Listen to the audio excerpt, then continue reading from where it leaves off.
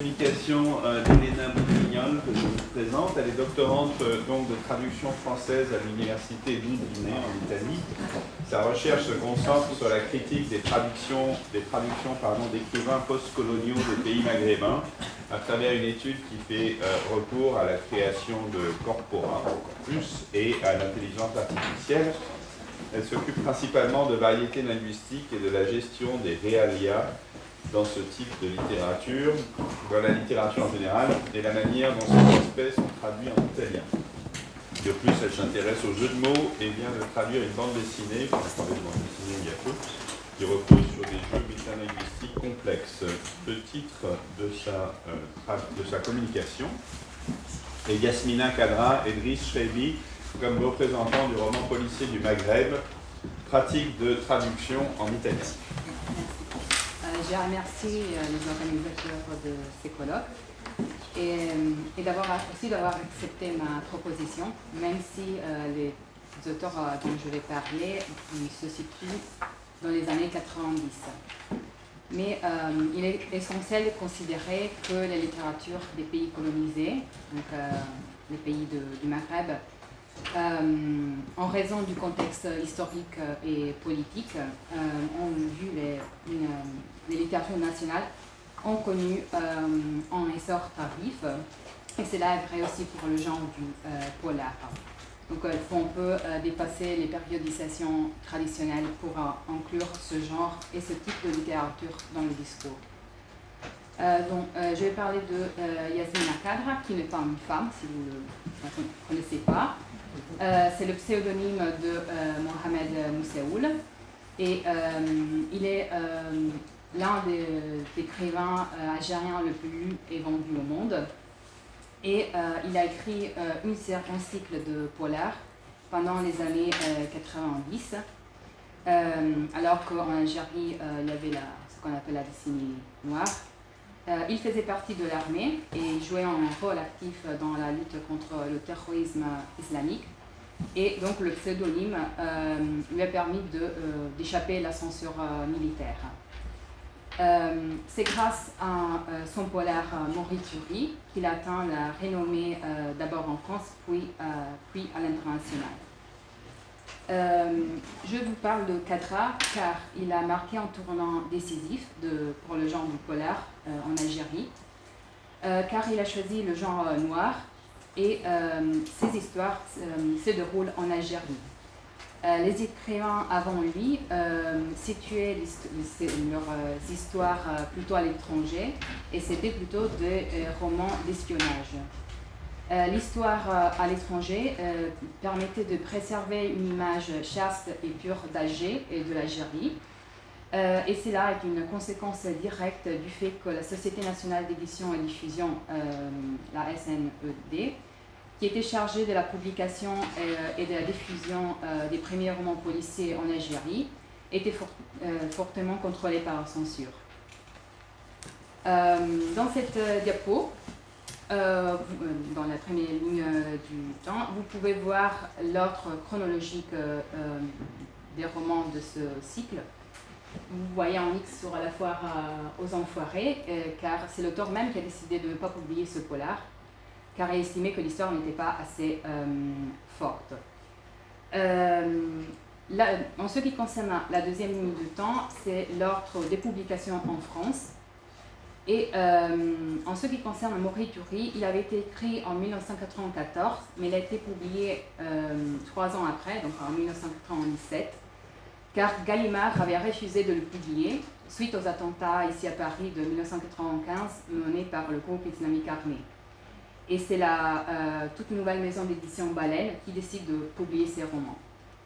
La part du mort a vécu un parcours un peu similaire, dans le sens que l'éditeur, dans ce cas Julliard, voulait éliminer certains passages qu'il jugeait trop violents, mais l'écrivain ne le voulait pas. Donc cela a reporté un peu la publication. Et donc même si L'Automne des Chimères est le chapitre conclusif du cycle, c'est la part du mort qui a été publiée en dernier. Le cas des publications en Italie est plus compliqué, dans le sens que, comme vous pouvez voir, le premier roman qui a été publié est Morituri en 1998, suivi par Double Blanc et La part du Nord. Et récemment, en 2017, on a traduit le tout premier roman chez Edizioni del Capricorno, dont on parlait hier. Et donc, jusqu'à récemment, le lecteur italien n'avait pas accès au tout premier roman du cycle.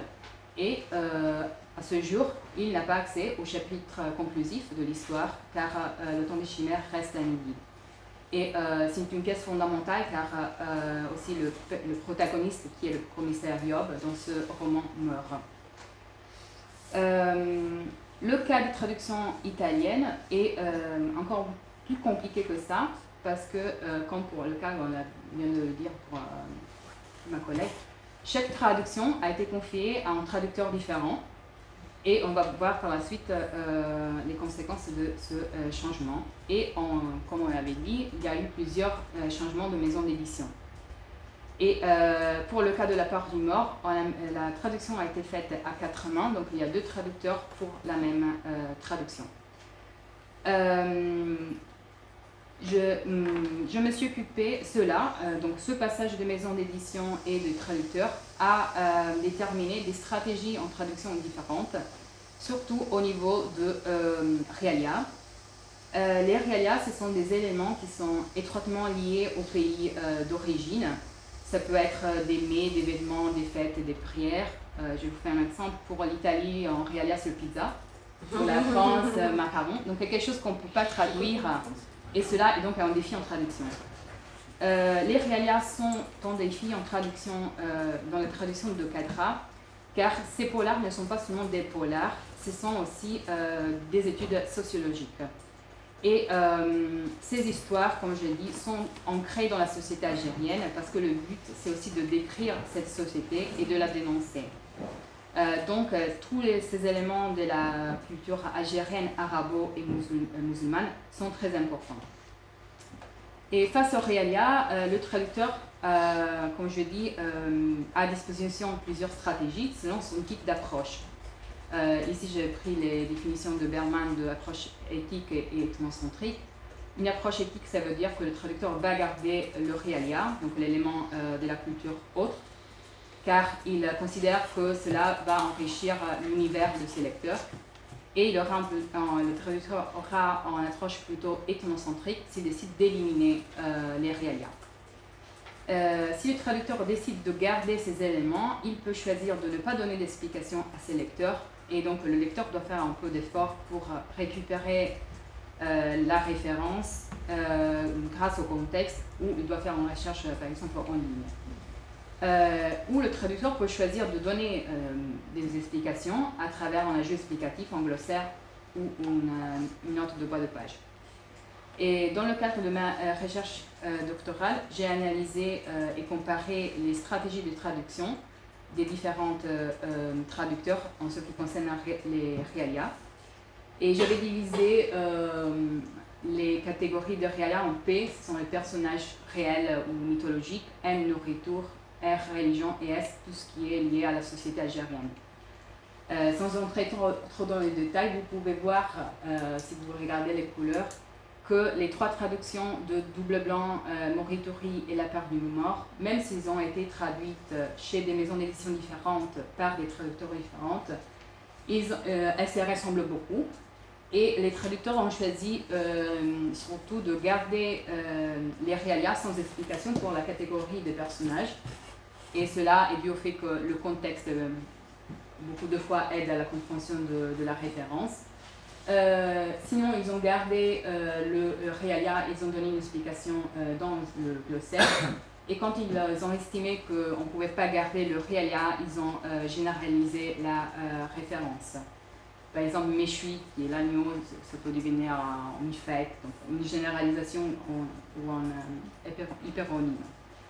Par contre, vous pouvez voir comme les stratégies du traducteur du Dingo Bisturi se différencient beaucoup par rapport aux autres 3 traductions. Déjà, il opte pour la macro-stratégie de la note de bas de page et pas pour le glossaire, et je vais vous expliquer par la suite n'a pas suggéré du tout cette stratégie. Vous pouvez voir aussi qu'il adopte plusieurs stratégies pour la même catégorie. Et c'est le seul traducteur qui décide d'éliminer certains realia, ce qui va plutôt vers une approche ethnocentrique, donc opposée par rapport aux autres traductions. Donc, si le lecteur italien contemporain veut lire l'ensemble, le cycle de polar de Catra aujourd'hui, il sera privé du chapitre conclusif. Il se trouve confronté à une première traduction récente, mais où le traducteur a choisi vraiment beaucoup de stratégies. Il y a aussi des fautes d'interprétation. Il y a par exemple une similitude Catra avec le marabout, mais il faisait référence au tombeau, qui est typique des pays du Maghreb, et le traducteur a traduit comme le marabout, l'oiseau. Donc, parfois il y a aussi des fautes dans la transcription des mots en français. Il y a par exemple l'expression vous verrez de quel bois je me chauffe, et c'est mal écrit en français. Donc il y a des fautes aussi dans ce sens-là. Après, comme je dis, il n'a pas suggéré la stratégie de notes de bas de page, car parfois elles sont très longues, même entières de pages. Il les enchaîne, et parfois elles sont répétitives. Dans la même note, vous voyez la même information répétée 2 fois. Et donc, c'est la prise le suspense dans un roman qui est quand même un polar, donc qui a le but aussi d'entretenir son lecteur. Et les autres 3 traductions, par contre, sont plus cohérentes. Donc, ils ont choisi une approche similaire. Le problème est qu'il y a des faux sens, ici aussi, mais cela est dû au fait que ces traductions datent de 20-25 ans, donc il n'était pas si facile de récupérer les informations, toutes les informations qui sont liées au monde maghrébin, surtout parce que des fois, il y a des variations d'orthographe qui aident ou empêchent à trouver la bonne référence. Mais le problème de cette traduction est qu'elle commence à vieillir, notamment au niveau du lexique qui a été utilisé pour traduire l'oralité qui est en trait stylistique de Catra. Par la suite, je vous présente le cycle de polar de Driss Schreibi, qui est une figure incontournable de la littérature francophone du Maghreb. Et cependant, en général, seule la civilisation mammaire et quelques polars sont traduits en Italie.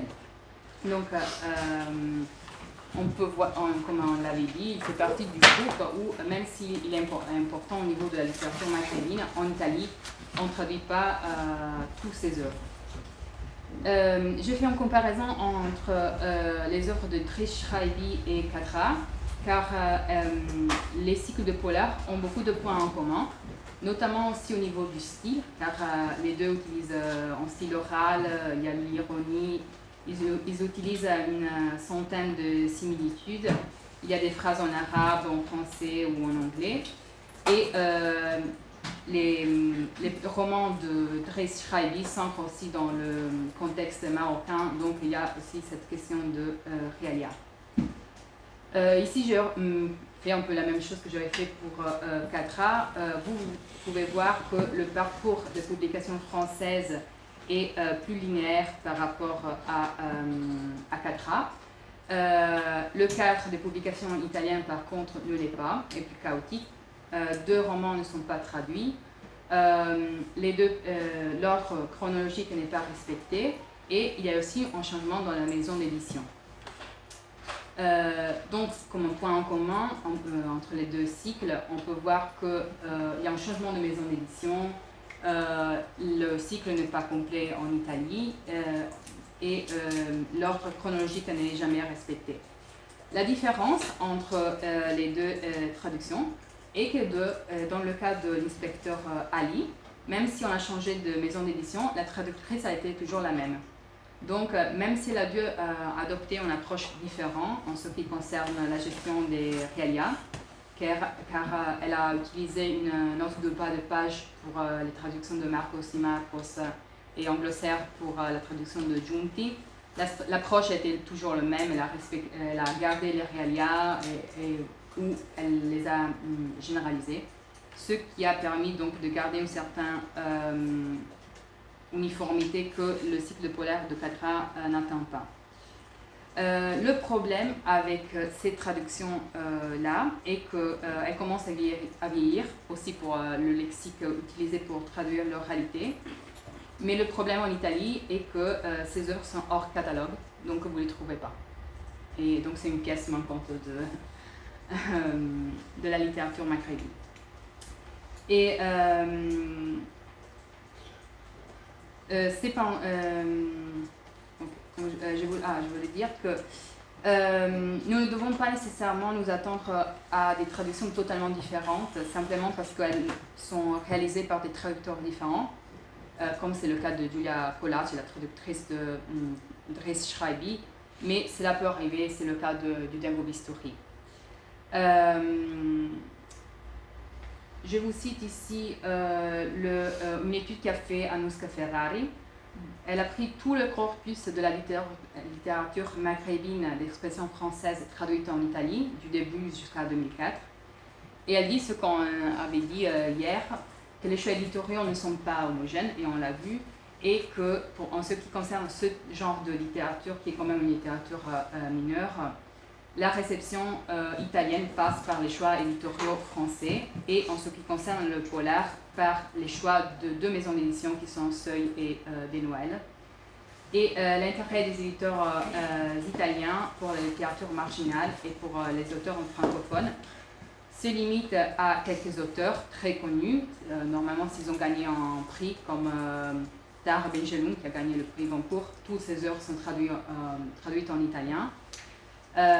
Ici, je vous donne d'autres exemples. Assia Djeb, on a traduit que quelques œuvres, Kateb Yassine aussi. Beaucoup d'autres écrivains restent inédits en Italie. Et cela s'aggrave pour ce qui concerne le polar. Donc je vais juste conclure en disant qu'il y a en indice et en indice, deux indices font une coïncidence, mais en général on peut dire que l'édition italienne n'est pas trop intéressée par ce type de littérature en général et par ce genre littéraire mineur du polar à l'intérieur de ce type de littérature. Et je vous remercie.